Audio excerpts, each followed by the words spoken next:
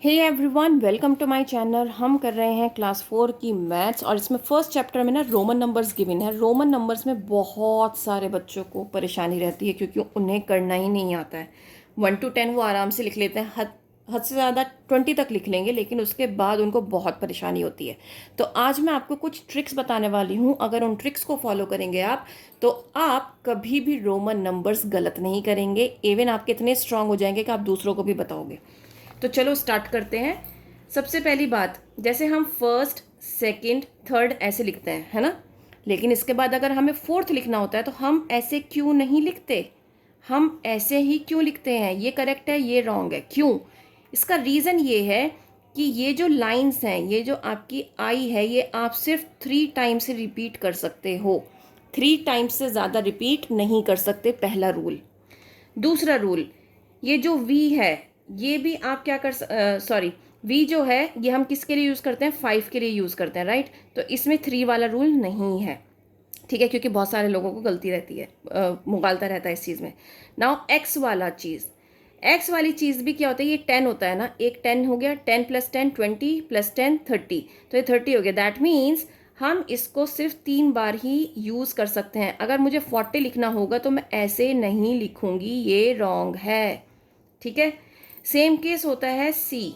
सी की वैल्यू होती है 100, ये हम जानते हैं। तो हम सी को सिर्फ 3 बार ही लिख सकते हैं, जैसे कि आई को एक्स को लिख सकते हैं, ऐसे ही सी को सिर्फ हम 3 बार ही लिख सकते हैं। तो इसका मतलब इसका आंसर हो गया 300, ठीक है। सबसे पहले आई की वैल्यू होती है 1, वी की वैल्यू होती है 5, एक्स की वैल्यू होती है 10, एल की होती है 50, सी की होती है 100, डी की होती है 500 और एम की होती है 1000। ये आपको याद होना चाहिए, ठीक है। ये याद होने के बाद ये आपको 3 रूल जो मैंने अभी आपको बताए हैं ये पता होने चाहिए, ठीक है। उसके बाद मैं आपको 2 रूल्स और बताऊंगी, बहुत ईजी है, ठीक है। अब मुझे पता है कि मैं फर्स्ट ऐसे लिखती हूँ, सेकंड ऐसे लिखती हूँ, थर्ड एंड देन फोर्थ के लिए मैं ये यूज़ करती हूँ, ठीक है। फोर्थ के लिए मैं ये यूज़ क्यों करती हूँ? मैं खाली ऐसे यूज़ क्यों नहीं कर रही? क्योंकि इसकी वैल्यू 5 है ना। हमने यहाँ पे पढ़ा ना अभी, इसकी वैल्यू कितनी है? 5। दैट मीन्स, और इसकी वैल्यू क्या है? 1। सो 5 - 1 = 4 हुआ। जब हमेशा याद रखना, जब भी बड़ी वैल्यू बाद में लिखी हुई होगी और छोटी वैल्यू पहले लिखी हुई होगी, दैट मीन्स यहाँ पर सब्ट्रैक्शन हुआ है, ठीक है। अब अगर मैं कहूँ ये 6 है ना, ये हमें पता है 6 है, लेकिन अगर इसको मुझे लिखना पड़े 5 + 1, मैं ऐसे 6 लिखूंगी। इफ एक्स वी मीन्स 10 + 5, तो ये क्या है? 15, ठीक है। आया समझ में? अब हम कुछ क्वेश्चंस करके देखते हैं ताकि आपके जो डाउट्स हैं ना वो थोड़े से क्लियर हो जाए। अब जैसे पहला क्वेश्चन है 19। 19 को आपको क्या करना है? रोमन नंबर में लिखना है। सो 1 के लिए मैं 1 आई यूज़ कर सकती हूँ और 9 के लिए मुझे पता है ये यूज़ कर सकती हूँ, है ना। तो क्या ये करेक्ट आंसर है? तो क्या ये करेक्ट आंसर है? आपको मुझे बताना है कि क्या ये करेक्ट आंसर है। 19 अगर मैं ऐसे लिखूंगी तो क्या ये करेक्ट आंसर है? देखो, सबसे पहली बात, 11 12 13, जब हम ऐसे लिखते हैं ना 13, देन 14 के लिए हम फिर से यही चीज़ यूज़ करते हैं, है ना, और 15। लेकिन हमने यहाँ पे क्या किया? हमने यहाँ पे 1 की जगह आई की जगह 19 में 1 की जो वैल्यू है उसको हमने आई लिखा, जो कि रॉन्ग है।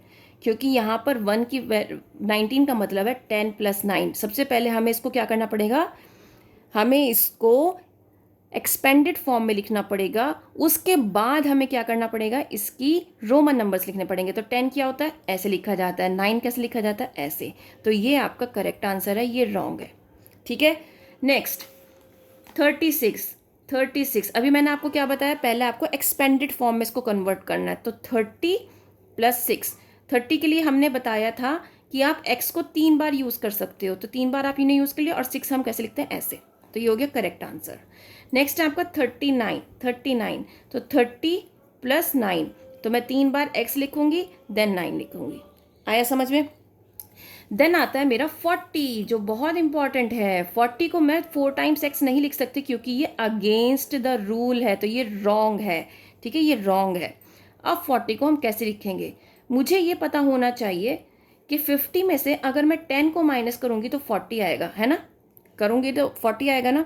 50 की वैल्यू क्या है? l। 10 10 हम कैसे लिखते हैं x, तो क्या हो जाएगा 40 बन जाएगा। लेकिन l माइनस x है, जब भी इस तरीके से आपको करना पड़े तो हमेशा याद रखना, जब भी सब्ट्रैक्शन बीच में आएगा तो जो लास्ट वाली वैल्यू है वो यहाँ आ जाएगी, दैट मीन्स XL क्या होता है आपका 40 होता है। ठीक है, 50 माइनस 10 40 हुआ, तो L माइनस एक्स इक्वल्स 40, तो इसको यहाँ लिया XL इक्वल्स 40, मतलब 40 हम कैसे लिखेंगे XL। ऐसे ही अगर मैं कहूँ 100 के लिए मेरे पास वैल्यू है C, लेकिन मुझे अगर 90 लिखना है तो 90 के लिए मैं क्या करूँगी, मैं 50 लिख लूँगी L और फिर उसके बाद 4 टाइम्स X, ऐसे तो नहीं लिख सकती, ये 90 तो रॉन्ग है, ये तो रॉन्ग है। मैं क्या करूँगी, मैं 100 में से 10 माइनस करूँगी तो मुझे पता है 90 मुझे मिल जाएगा, है ना। तो 100 है C और 10 है मेरा X, तो यहाँ पे भी सब्ट्रैक्शन हो रहा है, तो ये XC इक्वल्स 90, दैट मीन्स अगर XC लिखूँगी तो ये 90 होगा। उम्मीद करती हूँ कि ये आपके लिए बहुत ज़्यादा हेल्पफुल रहेगा।